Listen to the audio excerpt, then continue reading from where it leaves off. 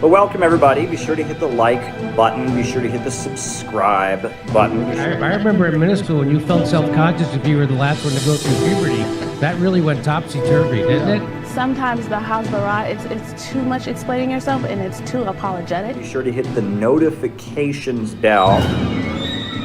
I actually do believe Israel won't just bomb countless civilians. Be sure to tweet this out. Be sure to put this up on your Facebook. You have to be kind to people. Being kind is the guys in this mess in the first place. You can put this up on your Reddit. Chile is a country. Be sure to cut and paste, cut and paste a link to this to go into your favorite Facebook chat group. It's good to see so many normal people in here. Now, spanking isn't just my deep, dark personal secret. It's America's deep, dark secret. I've never seen it explained so simply anywhere. Put this on WhatsApp. Put this on Telegram. Put this on your favorite messenger app. Hello, and welcome to the Untitled Anarchist Seagull channel. I'm your host, an Untitled Anarchist Seagull called Elise, and that's not the window that should be showing there. Have to work on that a second.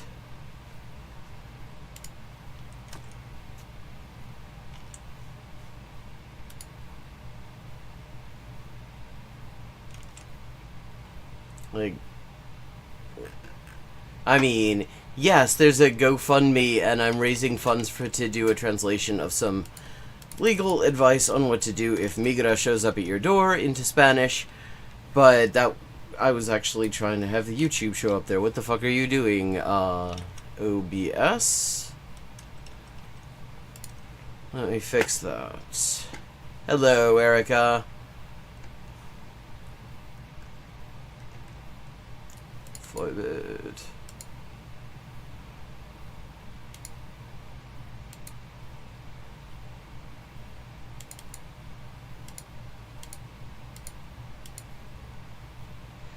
There we are. How's everybody doing, chat? That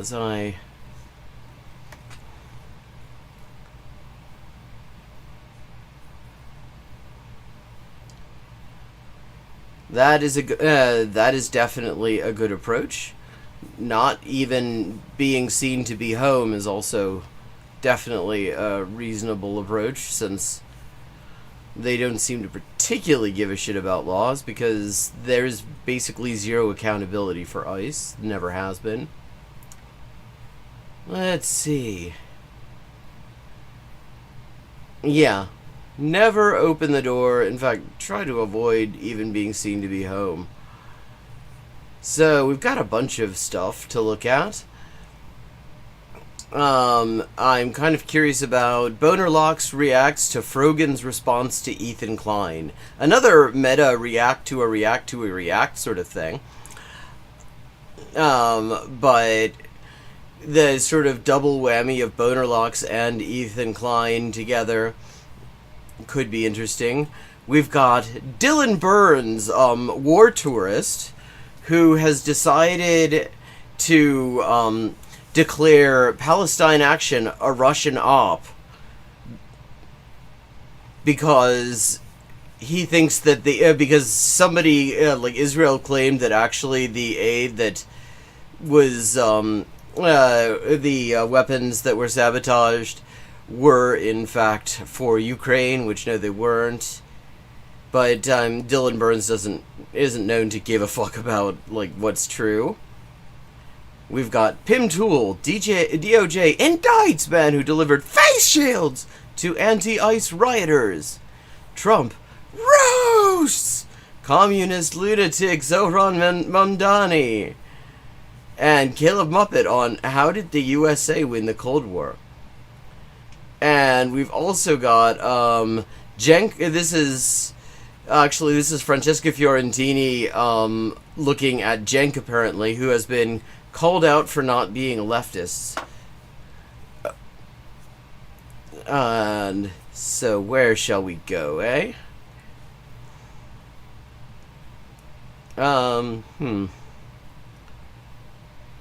kind of curious about Cenk getting called out for not being a leftist. I like to watch Cenk get called So for out. people who don't know who you are, because there might be people who are listening specifically as a podcast who don't know who Gavin and Zach are from the Vanguard, when did you guys... I don't know who Gavin and Zach are from the Vanguard. Like, what vans have they guarded in the past? Yeah, that's about right. Everybody I don't like is a Russian asset. The Liberals' Guide to Political Reporting. start, and why have you focused on...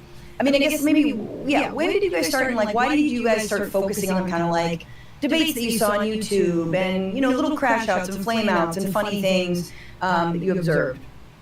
Well, actually, it's funny, Francesca, because we were just on Olay's show, and she was talking a little bit about how when she started her YouTube channel, one of the things she was leaning into heavily was like interviews. And it took a little while to realize that, you know, people weren't necessarily gravitating towards that. She had to find a way to kind of spice up her content and got more views overall that way. We had a very similar trajectory. Zach and I, when we started out the Vanguard back in like 2020, the first like 20 or 30 videos we put out were just interviews. We interviewed people like Cory Bush. Which start? Oh, well, no, that says Hunter S. Thompson Sheriff on it. Aspen, Colorado, 1970.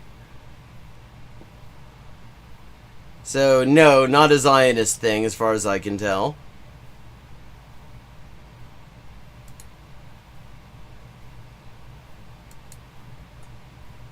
Bunch of money from this guy, Buddy Romer. He's a Republican. You can Google him. He'll come up. They took money from 3L Capital, which has a bunch of cryptocurrency. I want to get into where they call out Cenk. Google.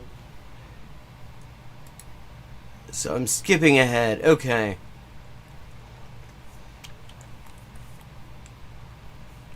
Okay, Cenk is saying something is a dick thing to say. Oh, he's talking to his old buddy, fucking Charlie Kirk. And he's asking, okay, 24 years ago, a group of Muslims killed 2,753 people on 9/11. Now a Muslim socialist is on pace to run New York City. Cenk Uygur says, okay, other than being a dick thing to say, do you get that this makes no sense? First, the socialist thing is not connected to the Muslim thing. Second, there are a couple of billion Muslims. I'm sure Charlie Kirk, total good faith actor, you can totally have this conversation with because he really truly cares. He's never actually heard somebody point out that there are a couple of billion Muslims before. Please tell me you understand that some of them are plumbers, accountants, and dentists. City, clear Islamophobic, like insanity, and Cenk is the first, like one of the... The idea that all Muslims would be like the terrorists on 9/11 is such an imaginable thought if you knew any.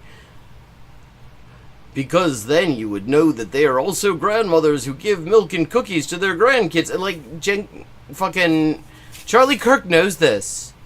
He jerks off to the footage we have of the grandmothers being murdered in Gaza. That's Charlie Kirk. That's the guy. Like, everybody already knew this before you did. He thinks, like, fucking hell. Like, he fucking sucks up to the guy on the stage and he thinks that suddenly he's a decent person. Like, people were kind of telling Cenk that he's a white nationalist because he's been telling everybody that he's a white nationalist for a while now. Charlie, you gotta know we're human, right?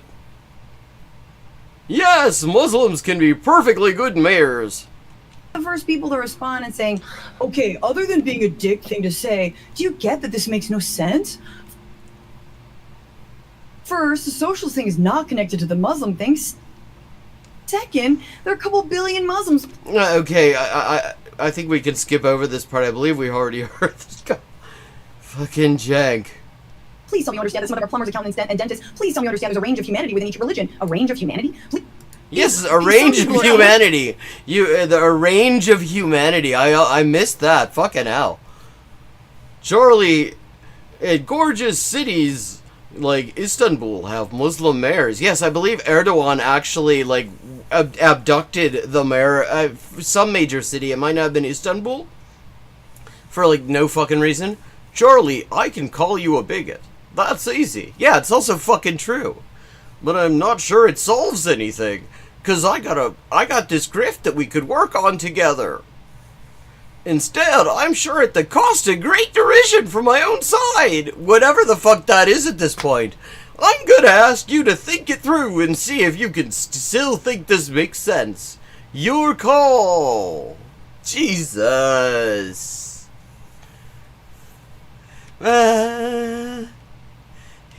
This tells me he actually See, I had wondered if he actually believed that if he shared a stage with Nazis, they'd suddenly be cool, or whether he was grifting. And he believes it. He's literally surprised. He shared a stage with this white nationalist guy, and then he went right back to saying white nationalist shit. I thought we were cool, man. Jesus. Angels and others do terrible things. It's in each religion and each nation. The idea that all Muslims would be like the terrorists of 9/11 is such an unimaginable thought. And if you knew any, because then you would know their grandmothers would give milk and cookies to their grandkids. I mean, it's just like on and on and on. Charlie, I can call you a bigot. That's easy, but I'm not sure it solves anything. I mean, it solves having to fucking give a shit what this asshole says. I mean, to the extent that that was a thing that needed solving. The idea that he's worth talking to, it solves that. He's not worth talking to. Said, I'm sure the cost of, I'm sure at the cost of great derision from my own side, I'm gonna... Yeah, tag yourself, I'm great derision. Ask you to think it through and see if it still makes sense. Your call. Wow, that's so powerful. He said it's his call. Of course it's his fucking call.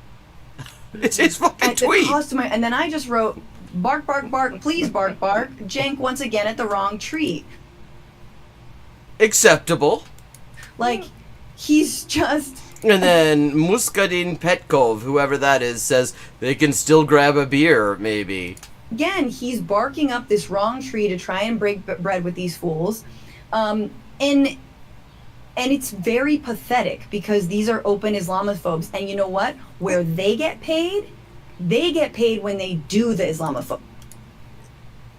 Yes! They get paid when they call... Yeah, I know. But then we have to strain credulity as well with the idea that he thinks that being seen to be that naive is somehow good. Like, because I see, that's the thing, I don't quite get that either. Yeah, I don't think he's that naive. I wouldn't have thought he was that naive. I mean, but on the other hand, like, would he want to be seen to be that fucking gullible, that fucking Charlie Brown kicking the field goal that will never come, if he wasn't that? Like, that, I don't see how that would be something he would be like, you know, the look that I'm going for here is completely fucking oblivious to everything around me. That's what I'm going for here. That's why I'm paying for Twitter, so that I can do completely oblivious to everything around me in Charlie Kirk's mentions without having to worry about character limits. I mean, I don't see that either. Like, that doesn't make sense to me either. I mean, yeah, I don't think he's that naive, and at the same time, he's, like, presenting himself as that... the audience he's trying to reach is that gullible. Die Quadratur des Kreises. Yes, okay. There we go. So he is okay. So he's doing the grift... A grift that requires him to look like he is completely oblivious to life, the universe, and everything. Call him a jihadist. They get paid when they hammer down on the fact that he's a socialist. So tell me what you think is paying Jank. Like, you've talked about your theories about why they're doing some of these and they are not... And, like, who would be paying him for that? Like, just to look, I mean, Because I can't imagine that this comes off as anything other than somebody just wanting to get smacked in the face repeatedly. The same, and I really bristle at the Anna and Jank being the same, because they are not, but they even call themselves we. They speak in we all the time, especially Jank. But is there a profit motive here? Well, I think that it's kind of like a double-edged sword, right? Okay, I'm interested. So, okay, they're going to be talking about this as well. I'm actually curious what they think about it. I've never heard of these people, but apparently they have... I kind of remember them being on her show or the Majority Report before, and they occasionally look into things, so maybe they found something interesting. Let's find out. So what they've done is they've kind of set them up on the wrong path, and they're kind of continuing to punch it at a brick wall. So you mentioned the financial woes. I'll give everybody the TLDR. I bring it up all the time just because I think it's really important, right? They are not an independent company. They're in no way independent media. They have not been independent media in over a decade, right? When somebody comes out and they say, I'm not independent, or I'm independent media, I'm not corporate backed, that means they've never done venture capital funding. That means that they could be doing selective ad reads that are, something that they screen, and, Francesca, you do a great job of that. The Majority Report does a great job of that, right? There's a way to do it ethically and responsibly. You don't just take whoever's money wants to invest in your corporation. So they took a bunch of money from this guy, Buddy Roemer. He's a Republican. You can Google him. He'll come up. They took money from 3L Capital, which has a bunch of cryptocurrency connections with this guy, Naval Ravikant, which I think people should Google because he's a shady figure as well. I mean, if he's got cryptocurrency connections, I'm guessing you could take it as read that he's a shady figure. I mean, like, there's nothing... Let me put it this way. If you were trying to get a suntan, you would not lie down next to somebody who has cryptocurrency connections. If somebody's big into crypto, you don't have to worry about a sunburn, because they're offering some serious fucking shade.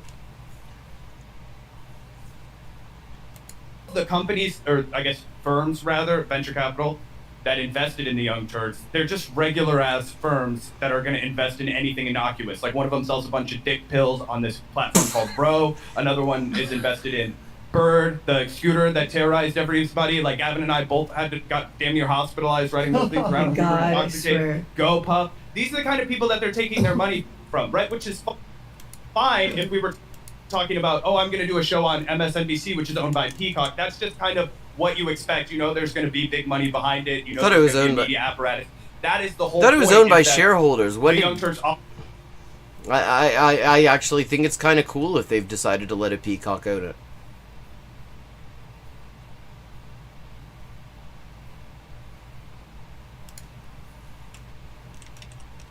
Offered an alternative to that, right? And I think Kyle Kalinske always brings that home very well. Like, Kyle's never done an ad read, never taken a phone call with an advertiser. He was like, I've never needed to.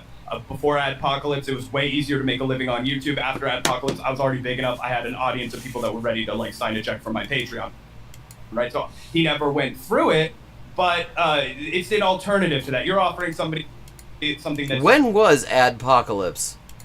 Different than corporate media. Right, and he's lied about that constantly. He then went on and has renamed the People's Studio, right, which they financed with $400,000 in small dollar donations in 2013 to 2014. It was over 3,600 small moms, grandpas, uncles, cousins, nephews, people who listened to the Young Turks, wrote $36 checks and sent it in on a dream that maybe I would have a news network that looked, official, that I could send to my uncle, I could send to my next door neighbor and be like, hey, you're being lied to. MSNBC and Fox News don't look legit, or, aren't informing you. I can't send you this guy in his garage that doesn't look legit. I can send you the Young Turks network. So this was their entire model.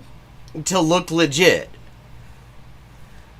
Yeah, that sounds about right. That's the one thing they're consistent with. They look kind of legit. Yeah, and Occupy Democrats. God, I remember 99%. That was classic. That was some truly classic moments in counterinsurgency. And they've just pissed all over that. Right now, they've just become any other YouTubers. They're just like any... Basically, it's a problem with all across legacy media on YouTube, where these people are used to making money hand over fist. They don't understand that when you're writing political YouTube, like, there's going to be highs and lows, and when it's a low time for you, it's going to be a high time for Republicans, and vice versa. I mean, actually, I don't think that that's necessarily quite how it works either, because when it's a high time for Republicans, of course, it is also a high time for anyone who is either talking about, criticizing and analyzing Republicans specifically, or, for somebody who is kind of doing the right-wing understander grift that is requiring fucking Cenk here to pretend he doesn't know what kind of person Charlie Kirk is. Right. Well, Cenk couldn't wait out the lull. He had to keep growing. He has capitalist brain. If it's a setback from last year, that means the business is falling apart. Infinite growth mentality. They all have it. Right. And so it's just he did go to the Wharton School. Nauseatingly bad behavior over and over and over again. And I think Anna Kasparian. Oh, go ahead. Well, no, and just to say that also, like, the Polymarket Studio rename, which lasted. And that is I had assumed when I first started hearing it being called that was something people were saying as a criticism. I thought that was something people were saying to say, yeah, they call it the People's Studio, but actually these are the fuckers who own it. Okay. So so before I really did anything on that will be like one of my true sort of internet missteps. I was on the internet in time to get in on YouTube when it was first starting, and I fucking didn't. Like, it seems like pretty much everybody who got in there when it was like, when the platform was just beginning, ended up like doing just serious fucking numbers with the fairly minimum effort. And I was like, I just didn't feel like getting in front of a camera.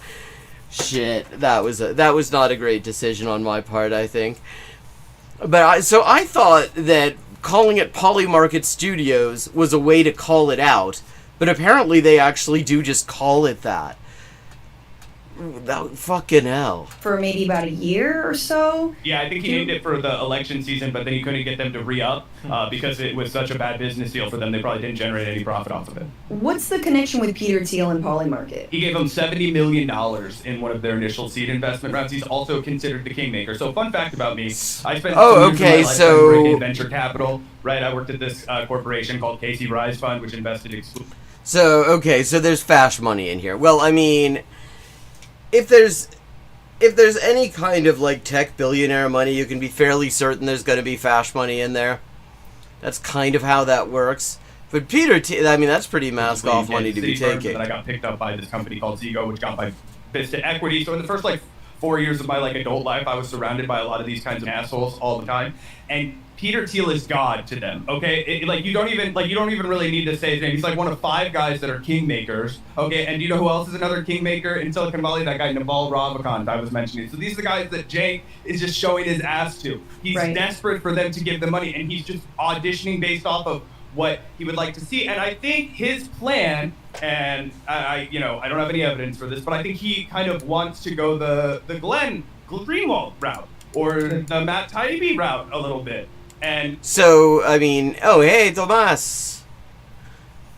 ¿Cómo estás? Hey, Badger.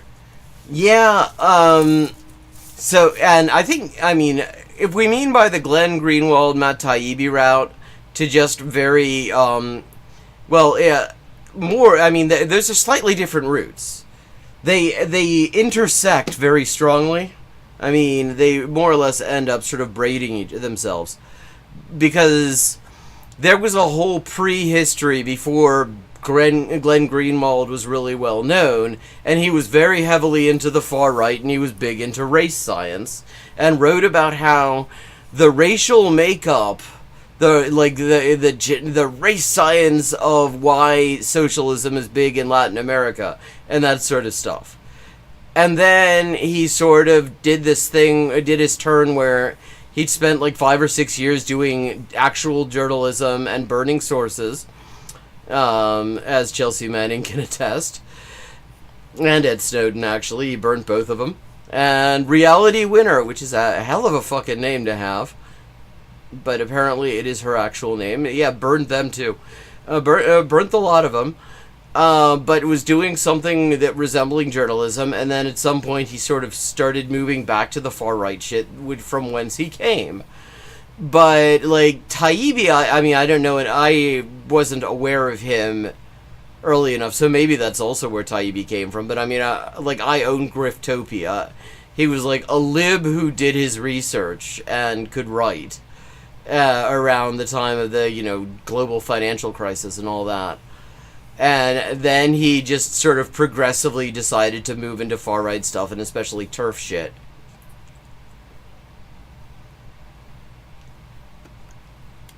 You know, Glenn is very principled and very firm on some things, and I admire his Palestine coverage.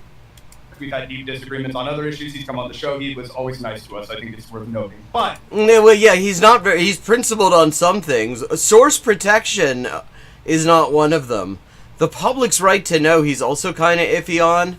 Fucking Ed Snowden handed this guy an entire pile of NSA documents, including extremely topical stuff that needed to have been released immediately. Like, around what the NSA knew about Syria all the way back in 2011.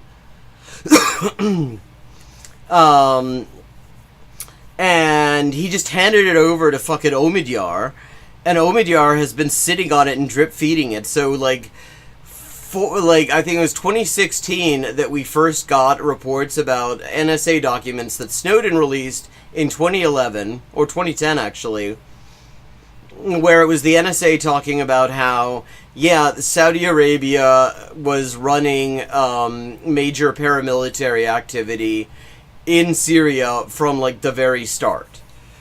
From the very start of the war. And they sat on that for, like, 5 fucking years.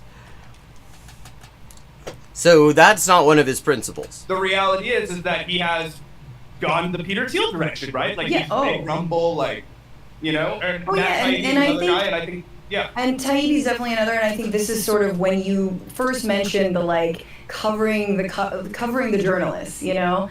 I mean, you guys had Eon Higgins on your show, who basically wrote a whole book about, you know, Love the Taibbi Greenwald slide, and I think that it was very Wait, there's a whole relevant, book on the especially Taibbi to me Greenwald as someone slide? who read them up to in the run-up to the 2016 election, and then they completely fell on their faces and revealed that actually being anti-establishment, which is something that Jank also harps on, doesn't mean that you actually have progressive values. That Yeah, you I mean, believe that's in the civil thing. rights, that you believe in workplace. That's the thing, because the thing about the establishment is it can mean just about anything. You can be anti-establishment, and if you actually, like, look under the hood of your version of the establishment, it turns out that it's like a picture of an octopus with Judeo-Bolshevism written on the bottom of it or something.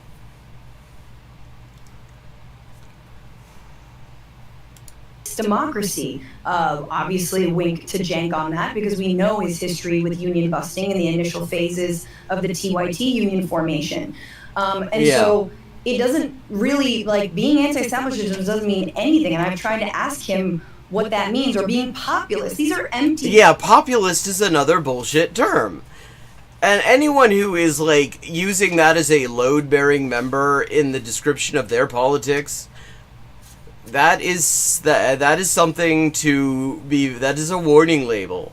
Because, I mean, in, like, mainstream discourse, it is used very much to sort of elide, to avoid actually giving any actual ideological descriptor for people for whom precise ideological descriptions exist. And it also just helpfully kind of allows, like, you know, leftists or, like, sort of at least soc dem sort of ideas to be lumped together with fascism.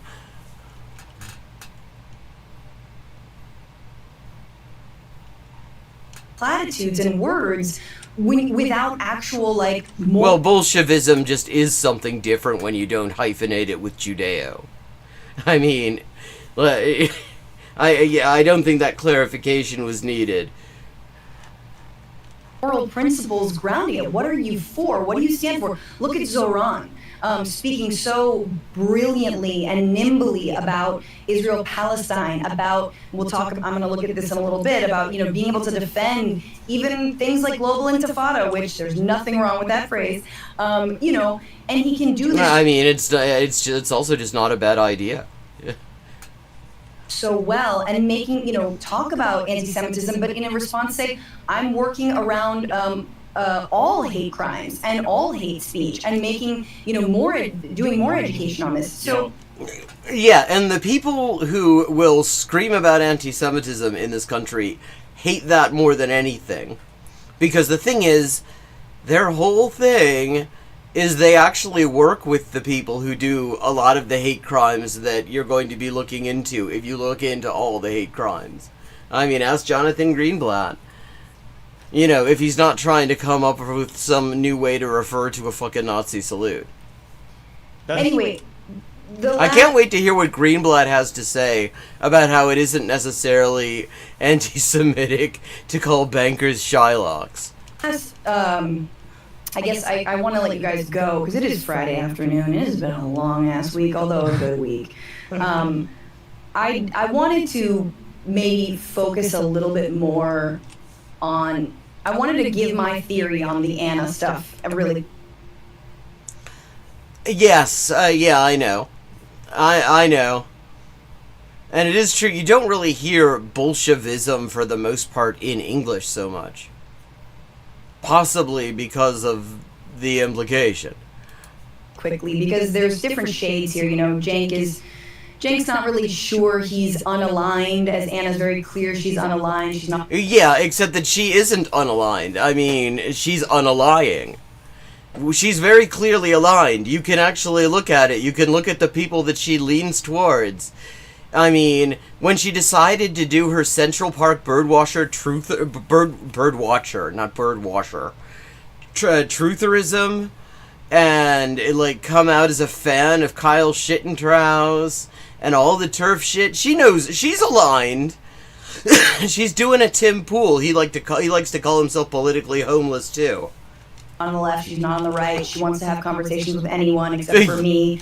I mean, anyone except for trans people, queer people, leftists, anyone who thinks racism's a bad thing. But she'll talk with all of your your white supremacists, your TERFs, your so-called race realists, all those people. She's totally open to talking with.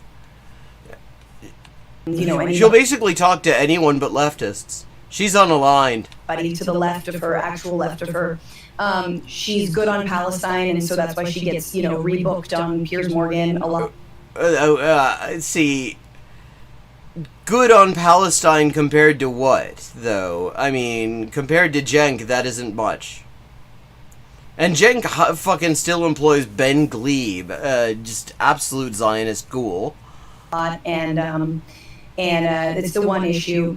Abortion rights, maybe. She's kind of like a, Oh, yeah, she shit on abortion rights, too. That's right. At this point, going the Tommy Lahren plus Candace Owens type way. But it is also, this week, really important to point out that not only did TYT not cover Zoran's rise before, let alone you guys covered him in 2021, but that Zoran's ideas for the city of public safety units instead of cops in subways, of, again, harm reduction. Who knows what his thoughts are about, safe injection sites, needle. Well, I mean, I think we know what fucking Cenk and Anna Transphobian's thoughts are on those things, because one of their big things has been repeating completely false, tough on crime bullshit myth stories from Fox News as if they were true. Changes, things for resources for unhoused people. Protecting immigrants. Anna has treated progressive mayors like trash before, and specifically she's done solo pieces that get terrible views, but because she cares about it. Yeah, because, I mean, what we're talking about here is she doesn't think they do enough racism. Against Brandon Johnson.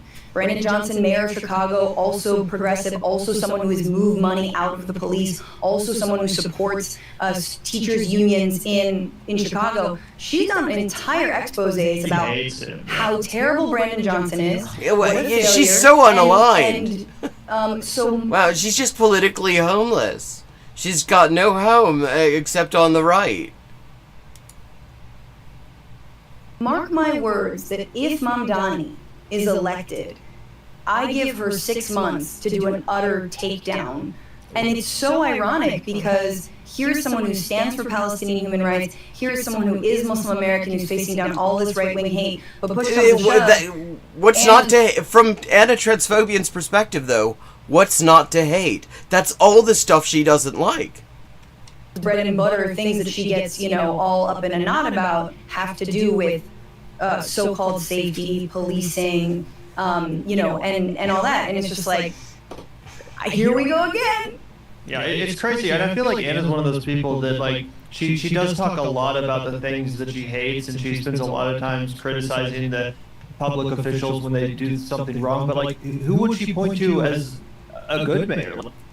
Eric Adams, probably. I don't think that's fair to frogs. I like frogs. I've never had a frog get mad about the words birthing person before. Frogs are cute. Like, who's a mayor that she would approve of, or a governor that she really likes? You know what I'm saying? Like, we talk about it Greg all the time. Abbott. The reason why I got so excited about voting for Kamala Harris was because Tim Walz. I think Tim Walz is the... Wait, so he's the one who got excited about voting for Kamala Harris.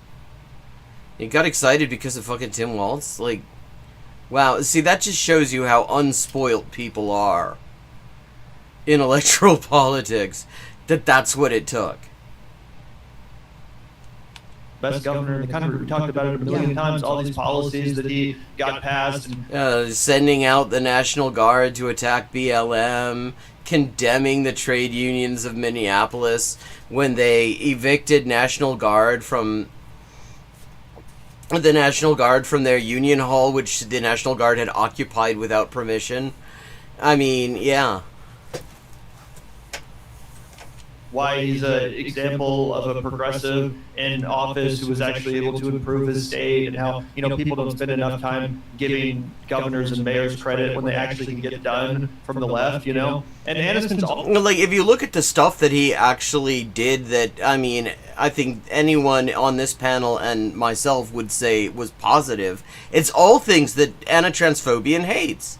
Because it was pretty much like, he did some good stuff on trans rights, I seem to remember. And she fucking hates trans people. All this time tearing people down, whether it's Karen Bass or Brandon Johnson. Why would she have a problem with Karen Bass, though? Karen Bass loves some police repression. To be fair, I don't live in LA, I don't live in Chicago. I can't speak to the way that those, and they're very different. Like, first of all, in California, Karen... St. Paul. Like... It's still in the catchment area of Best Brains Incorporated and the earliest episodes of Mystery Science Theater 3000. You could... Sucks, man. St. Paul, Minneapolis. They're called the Twin Cities because nobody can fucking tell them apart. But by no stretch of the imagination should Rick Caruso, billionaire mall developer, be elevated. Exactly. And Anna, Jank endorsed him. I don't know if Anna did openly, but that's who we're talking about here. It is terrible. And Anna also approved of a recall of Gavin Newsom, and it's like, okay, but fuck Gavin Newsom. You're going to support Larry Elder, and it's sad to say, this is the problem.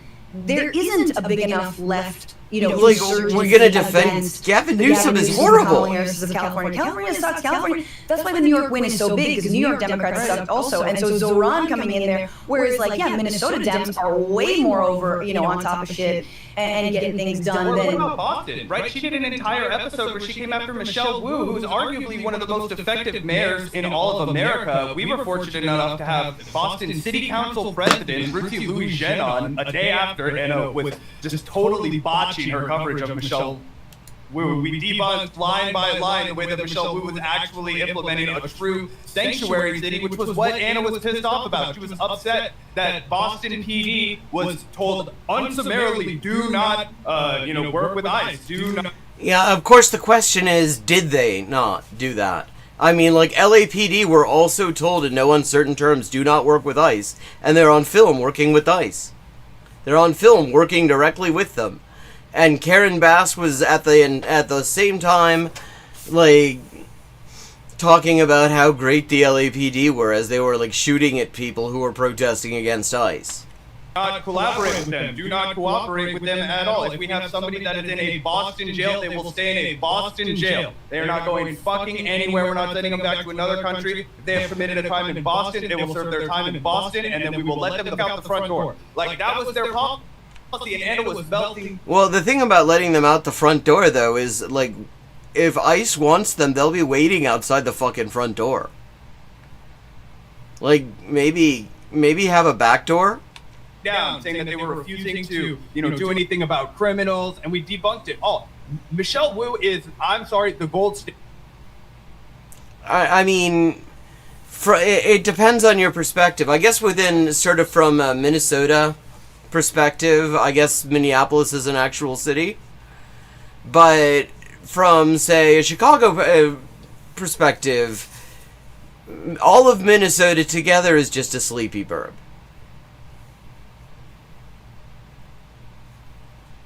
Standard for what you could expect from a Democratic mayor. She is a sleepy burb that got shot up into space and watches cheesy movies compulsorily. Really nice woman. I met her one time. Obviously, that's a small sample size, but her work speaks for itself. Yes. Okay. And so, just if that's who you're going to antagonize, she was Republicans hauled her and Brandon Johnson. You remember? That was what Anna was defending. Well, yeah. I mean, maybe that's maybe what you should take on board, as you were just saying that she never seems to find anything good in anything, and it turns out when somebody's doing racism effectively, she thinks that's pretty good. Right, exactly. And she, Anna's also defended, like, J.D. Vance, when J.D. Vance was like... Yeah, wow, she's so homeless, she's so non-aligned. God. I mean, it sounds to me like maybe there's an alignment here. I'm just seeing some data points. Let's see. Defends Trump, defends J.D. Vance.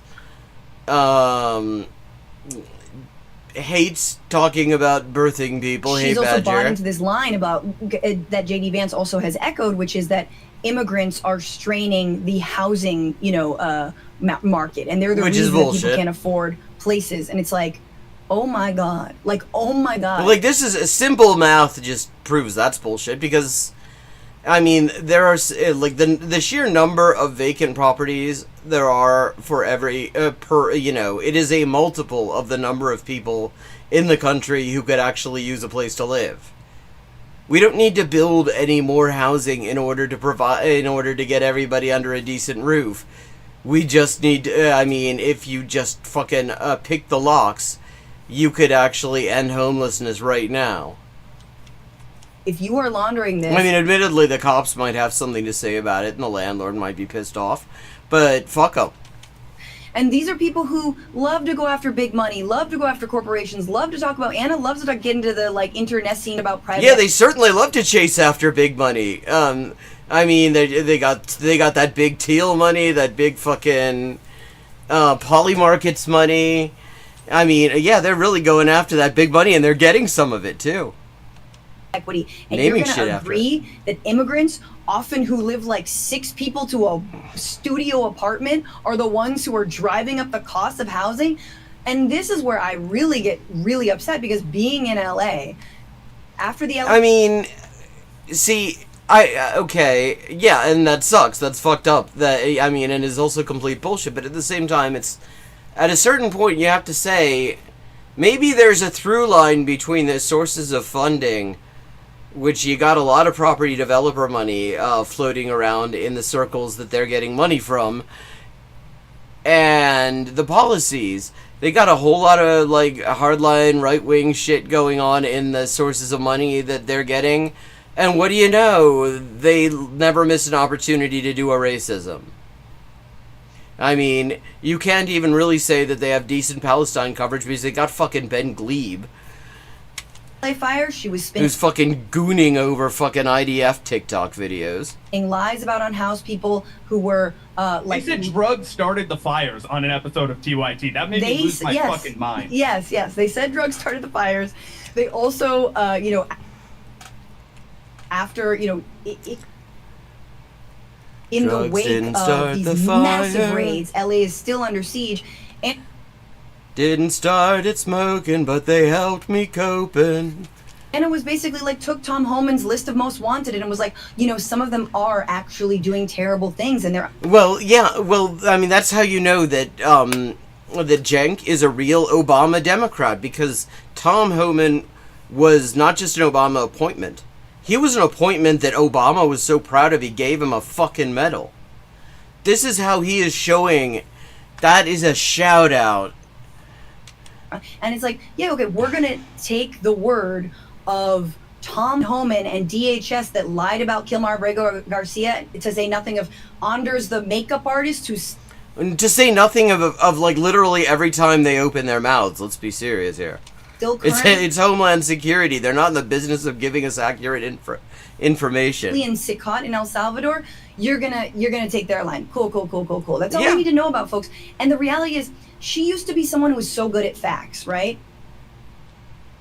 I mean, okay, I will say I've paid more attention to Cenk and Anna Transphobian and the Young Turfs and the whole fucking crew since the Cenk Anna crash out of 2024 than I ever paid before that. I was like vaguely aware of them, but I never really was particularly interested. They seem to be just basically sort of Dems, and that, I mean, if I wanted to hear Dem shit, I could just watch MSDNC. Would people agree, chat, who know TYT better than I do, that Anna, there was a time in Anna's life where she was good at facts? And this is so I mean, I don't rule it out, because I don't think this is a matter of getting worse at it so much as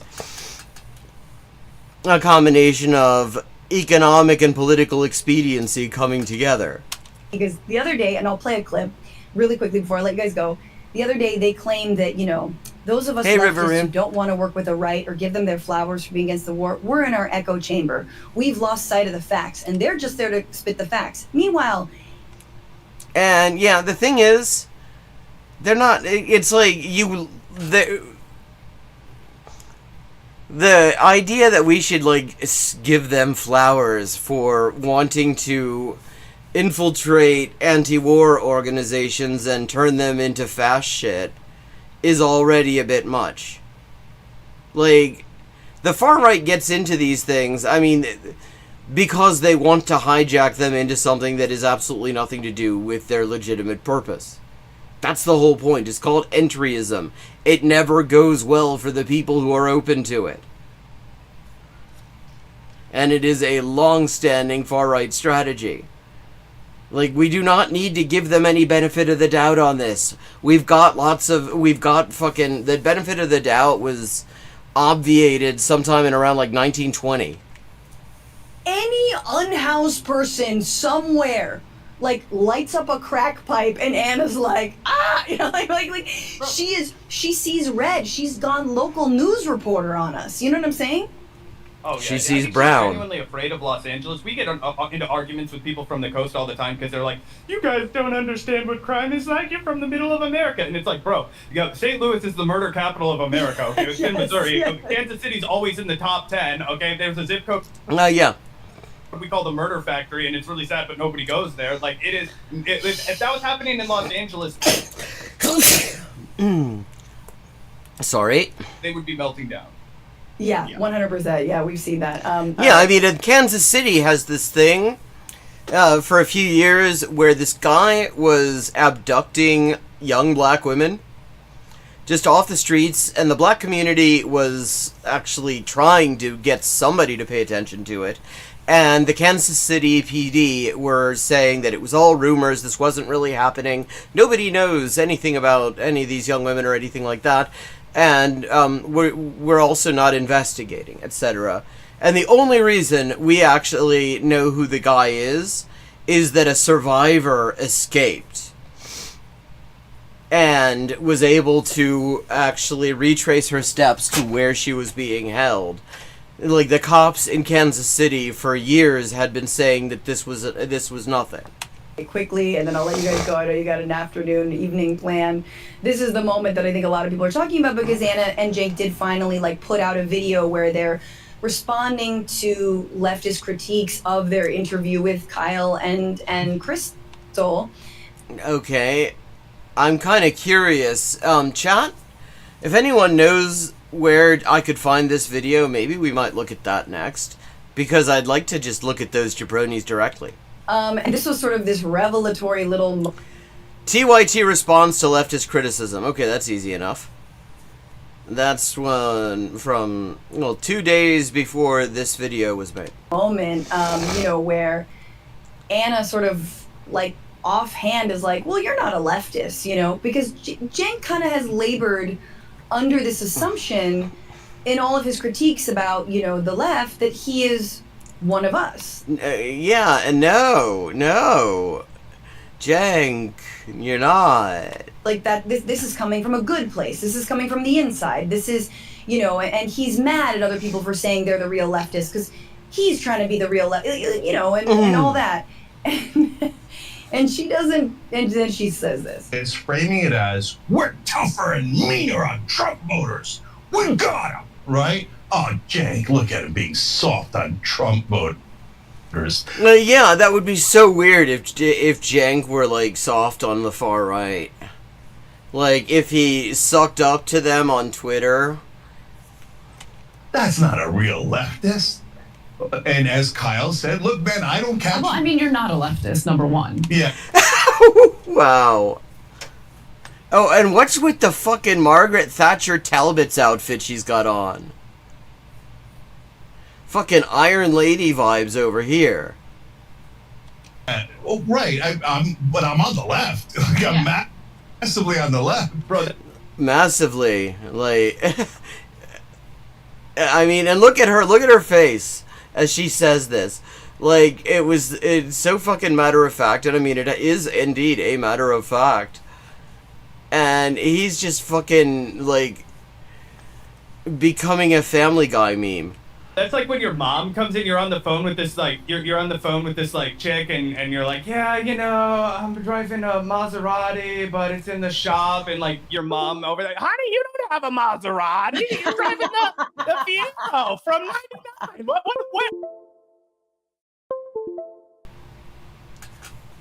My camera, the USB connection on my camera just turned off and on again. Which means that the only way that I can actually get my camera running again is to turn off OBS and start over again. That is going to be annoying, though I suppose it will also give me time to get this video queued up, because I figure we could watch that for the rest of this. But everybody, if you could just hang on the YouTube channel, that you will be getting a or in the Discord, you will be getting a notification in a second of a new link. I have to come back so my camera comes back. It'll literally just be a couple of seconds.